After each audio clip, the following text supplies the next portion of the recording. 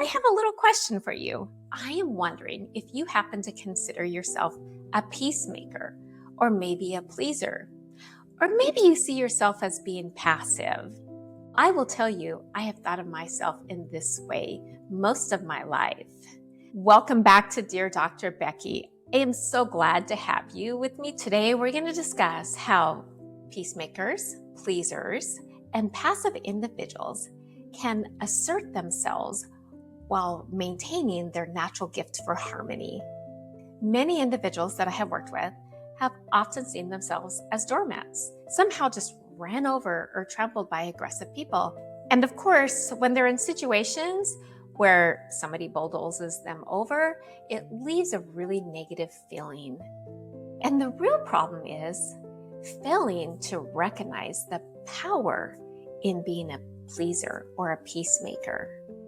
If you really look at it, you can see that there are countless examples of when being a peacemaker and a pleaser has really helped in many situations, whether personal or professional.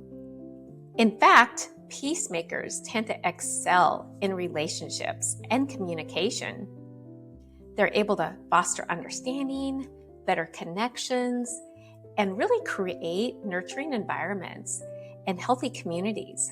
Could you imagine our world if everybody was a peacemaker? We'd never have to worry about other people trampling over the top of us. Because peacemakers, as I like to tell these clients, truly make the world go round. However, in reality, we do not live in that world. And there are many people that are aggressive out there. Something I've learned though when working with individuals that are peacemakers, it's really hard to be assertive. Even being assertive seems aggressive to them because it's so against their nature.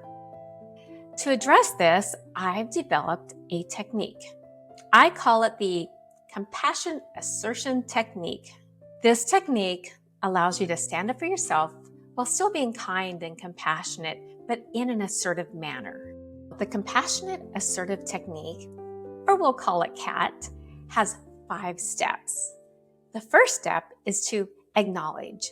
First of all, acknowledge the person by recognizing their perspective or their effort. Second, state the need. Clearly express your concern or need. A third, suggest a solution. This is your opportunity to offer up a constructive solution based on what you might want or need. Fourth, invite discussion. Ask for feedback from the other individual about what they think. This is your opportunity to collaborate about the situation or the issue. And fifth and final step, set boundaries. If the discussion happens to become a little bit aggressive, set a clear boundary by expressing firmly what your limits are. I want to give you a couple examples. We're going to first start with a workplace situation. Okay, inventory is officially done. I know how hard you worked. Those last couple of days were frustrating. And that's one I want to talk about before we start getting ready for the holiday sale. We can't miss our deadline again. This is really important to the company. I was thinking maybe we can make a plan ahead of time and talk about some of the miscommunications that we had before we get started. Do you think that would help? Any other ideas you have to keep things running smoothly? If we can't agree on a few changes, we might have to work overtime. We simply cannot miss the deadline.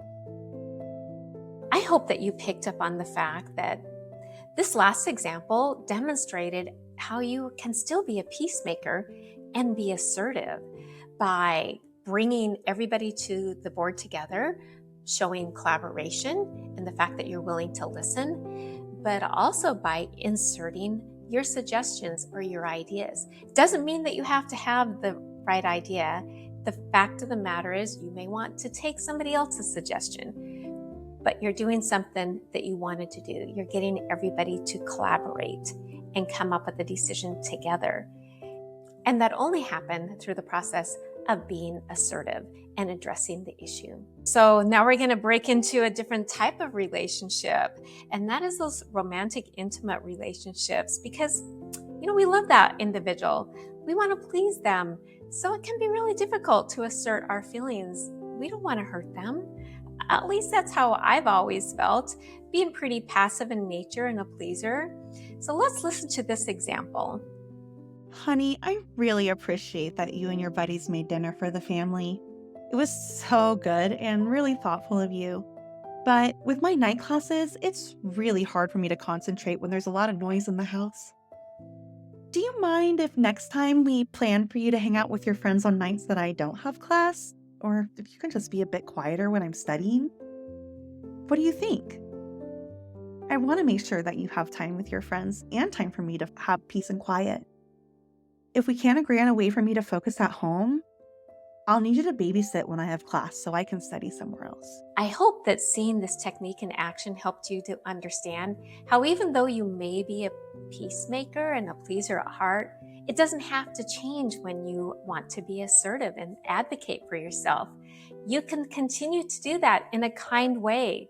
That is what the CAT technique is all about. So I hope you see that your strength as a pleaser or a peacemaker brings incredible skills to communication in relationships.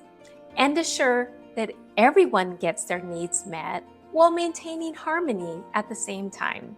Remember, you matter because your mind matters.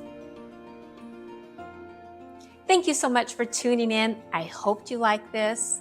Please be sure and hit subscribe, like, and tune in to the next video. I look forward to talking to you further.